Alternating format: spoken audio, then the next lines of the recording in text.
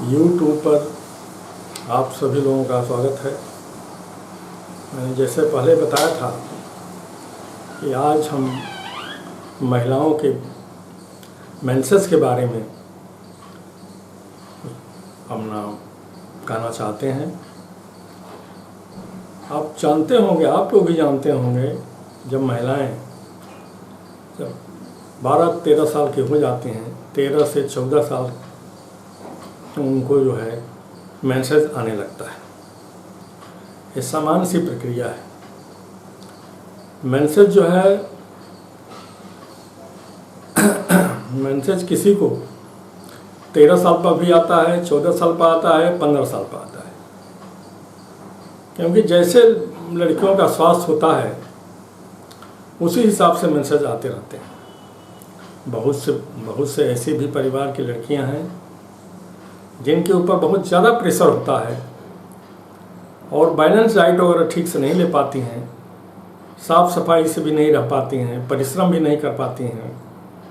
तो ऐसे बच्चियों को या महिलाओं को मेंसेस जो है थोड़ा देर से आता है और 15 में भी आ सकता है, 16 में भी आ सकता है और बहुत थोड़ा भी आ सकता है।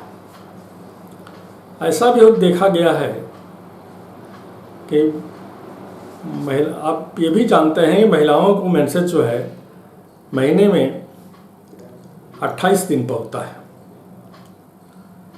लेकिन इसका मतलब ये नहीं कि सबको 28 दिन पर ही होता है, महीने में एक बार ही आता है।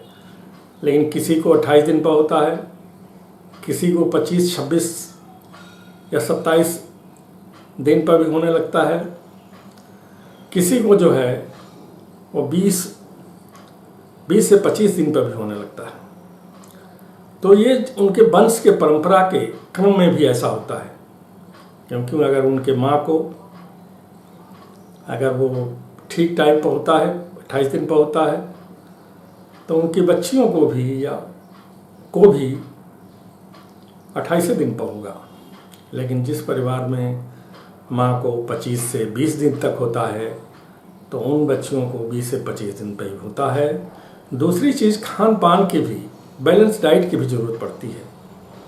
जो उनको खान पान, खुश रहना, उन पर प्रेशर ना हो, नॉर्मल लाइफ जो व्यतीत करती हैं, ऐसे लोगों में कोई दिक्कत नहीं होती है। स्पेशली मेंसेस जो है, जो स्वस्थ महिलाएं हैं या लड़कियां हैं, उनको 13, 14 से 15 के बीच में आ जाना चाहिए और आ भी जाता है, स्वस्थ भी रहती हैं। ऐसा भी देखा गया है कि कुछ दिन मेंसेस तो उनको ठीक ठाक आता है, लेकिन कभी कभी किसी भी कारणवश मेंसेस जो है रुक जाता है। जब मेंसेस वो रुक जाता है तो उसको प्राइमरी एमेनोरिया कहते हैं और उसमें प्राइमरी एमेनोरिया के बाद में उसमें उनको दवा की ज़रूरत पड़ती है। ऐसी दवा के संबंध में हम बाद में बताएंगे। लेकिन जिनका मेंसेस आने के बाद में अगर दवा वगैरह से ठीक भी हो जाता है तो कुछ दिन के बाद में उनके मेंसेस में फिर गड़बड़ी हो जाती है। मेंसेस चलते रहता है, अनबैलेंस डाइट के कारण या हार्मोन के डिस्टर्बेंस के कारण भी, हार्मोनल डिस्टर्बेंस के कारण भी मेंसेस में अंतर आने लगता है। किसी को थायराइड की कंप्लेंट होती है, वो भी हार्मोन के डिस्टर्बेंस के कारण होता है। तो उसमें जो है मेंसेस जो है उसमें डिस्टर्ब हो जाते हैं और चलते चलते रुक जाते हैं। फिर 1 महीने बाद आता है, किसी को 2 महीने बाद आता है, किसी को 3 महीने बाद आता है, किसी को 4 महीने, किसी 5 महीने, 6 महीने, 8 महीने तक जो है वो रुका रहता है। उसको हम सेकेंड एमेनोरिया कहते हैं और उसमें दवा की ज़रूरत पड़ती है। फिर इसके बाद में अगर उसको दवा वगैरह कायदे से कुछ हुई तो उनको कुछ आराम मिलता है। लेकिन कुछ ऐसी स्टेज भी आती है जहाँ पर मेंसेस में आता तो है, दवा लेने के बाद भी आता है, कुछ इन्फेक्शन हो जाता है, तमाम और भी तरह तरह की बीमारियाँ होती हैं, तो उनको मेंसेस जो है बहुत ज़्यादा आने लगता है, काफ़ी ब्लीडिंग होने लगती है और उसमें उनको बहुत पेन होता है। स्पेशली जो है सर्वाइक मतलब योनि में उनको काफ़ी पेन होता है, यौन बाहर निकलने जैसी महसूस होने लगती है और बहुत उन्हें गर्मी लगती है, बहुत बेचैनी रहती है, उनको कुछ अच्छा नहीं लगता है। वो लोग जो है मेंसेस का जो आना चाहिए, कुछ लोगों का मेंसेस जब एकदम रुक जाता है तो उनके यौन से वो जो है लिकोरिया सफ़ेद धातु आने लगती है, मेंसेस के दवा पर सब लिकोरिया हो जाती है और सफ़ेद चीज़ निकलने लगता है। कभी कभी ऐसा भी होता है कि महिलाओं को अगर मेंसेस रुक गया है, ठीक से नहीं आता है, तो नाक से भी ब्लीडिंग होने लगती है। नाक से ब्लीडिंग होने, अब वो तो नहीं समझ पाती हैं, लेकिन हम लोग डॉक्टर हम लोग जानते हैं कि नाक से अगर ब्लीडिंग होती है तो हम लोगों के यहाँ पेशेंट जब आता है तो उससे पहले यही पूछा जाता है कि भाई अगर आपका मेंसेस कैसा है। अगर उसने बताया कि सर हमारा मेंसेस तो 6-7 महीने से रुक गया है या रुक आता है, 8 महीने पर नहीं आता है तो बहुत कम आता है और जिससे हमको बहुत परेशानी रहती है, बेचैनी होती है, तो डॉक्टर तुरंत समझ लेता है कि मेंसेस में मतलब कि अनबैलेंस हार्मोन्स या कोई इफेक्टिव या कोई ऐसी मामला हुआ है या सेप्टिक हो गया है कहीं भी, उस वजह से डिस्टर्बेंस हुआ है, तो उसकी उस तरह से उसका इलाज किया जाता है। फिर लास्ट में ऐसा भी होता है कि कुछ लोगों को इतना पेन होता है जब मेंसेस आता है, नॉर्मल भी तो रहता है, वो 4 दिन 5 दिन 6 दिन चलना चाहिए, तो उनका 4 दिन 5 दिन 6 दिन चलता है, बहुत ज़्यादा एक्सेसिव ब्लीडिंग होने लगती है और ब्लीडिंग होने के बाद इतना पेन होता है कि वो असह्य हो जाता है। वो बहुत परेशान होती हैं और पेन किलर ले लेती हैं, उनको दर्द सहा नहीं जाता है तो पेन किलर ले करके अपना वो काम चलाती रहती हैं। उसका सही इलाज अगर नहीं होता है, अगर डॉक्टर के पास जाते भी हैं तो बहुत सी महिलाएं तो डॉक्टर के पास जाते ही नहीं, वो बताना ही नहीं चाहती हैं अपनी बात को। और जो अपनी बात को नहीं बताएगा तो डॉक्टर कोई भगवान थोड़े होता है कि अंदर से अपने आप जान जाएगा, उसको तो बताना ही पड़ेगा। तो ऐसी महिलाओं को मैं राय दूंगा कि अगर इस तरह की कोई भी कंप्लेंट होती है तो चाहे एलोपैथिक डॉक्टर से दिखावे, चाहे आयुर्वेदिक डॉक्टर से दिखावे।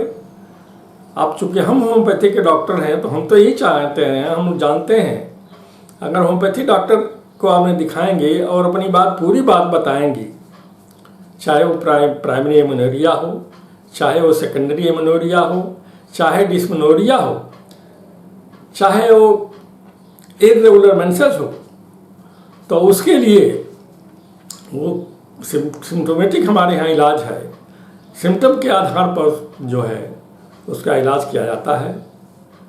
इसके तो होम्योपैथिक में तो बहुत सी दवाएं हैं, जब तक हम लोग सिम्टम नहीं समझ पाएंगे तब तक दवा बताने से कोई फ़ायदा नहीं है। दवा मैं बताऊंगा और सिम्टम भी बताऊंगा, जो नेक्स्ट वीडियो मैं लॉन्च करूंगा उसमें दवा का भी होगा, प्राइमरी एमेनोरिया की क्या दवा है, सेकेंडरी एमेनोरिया की क्या दवा है और डिस्मेनोरिया की क्या दवा है और इरेगुलर मेंसेस जो होते हैं उसकी क्या दवा है।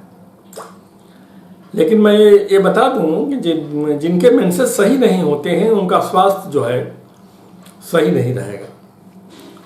मेंसेस इरेगुलर होने का एक और ये भी कारण है कि बच्चियों को जो है हरा साग सब्जी, दूध या बैलेंस डाइट नहीं दिया जाता है।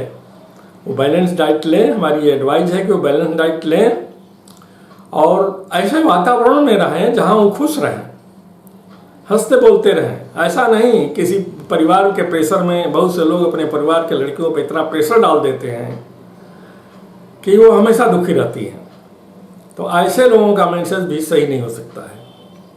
क्योंकि कोई भी रोग जो है पहले वाइटल फोर्स को डैमेज करता है। तो वाइटल फोर्स तो आप नहीं समझ रहे होंगे, लेकिन आप नर्वस सिस्टम को समझिए। जिस नर्वस सिस्टम से पूरी बॉडी का संचालन होता है, पहले वो इंजोर्ड होता है या प्रभावित होता है, तब कोई भी डिजीज पैदा होती है, कोई भी डिजीज हो। तो इस बात का अवश्य ध्यान रखिए आप लोग कि खुश माहौल में रहें, परिवार में बच्चियों के साथ जो है न्याय भी हो, ज़्यादा परेशान न किया जाए, उनको डांटा ना जाए। ये सब चीज़ें बहुत अनिवार्य है। ऐसे कि महिलाओं को भी डाइट दिया जाए, उनको सम्मान दिया जाए, जिससे उनको ये फीलिंग नहीं हो कि हम दूसरे नागरिक हैं, हम परिवार के दूसरे तरह के नागरिक हैं। ऐसा ट्रीट नहीं किया जाना चाहिए। और ऐसा भी नहीं होना चाहिए कि बहुत ऐश आराम की ज़िंदगी भी नहीं जीना चाहिए। ऐश आराम की ज़िंदगी जीने वालों को हमेशा परेशानी रहती है, चाहे वो मेंसेज हो, चाहे और अन्य बीमारियां इत्यादि हों। मैं ये वीडियो जो है मेरी 5वीं वीडियो है। मैं डिजीज़ के बारे में तो बता दे रहा हूँ, लेकिन इसके बाद मेरी जो अगली वीडियो होगी वो इसके ट्रीटमेंट के बारे में होगी। कैसे इसका ट्रीटमेंट किया जाए, होम्योपैथिक विधि से कौन कौन दवाइयाँ दी जाए, क्या किस तरह के सिम्टम होंगे तो कौन कौन दवाइयाँ आएंगी, इसके बारे में मैं बताऊंगा नेक्स्ट वीडियो में। और मैं इसी के साथ यह मैं अपेक्षा करता हूँ कि जो लोग इसको देख रहे हैं उसको पूरा देखें और जो बात मैंने कही है उसको ठीक से समझें। और समझने के बाद इस चैनल पर जो मैं बोल रहा हूँ उसको सब्सक्राइब करें, लाइक करें और शेयर करें।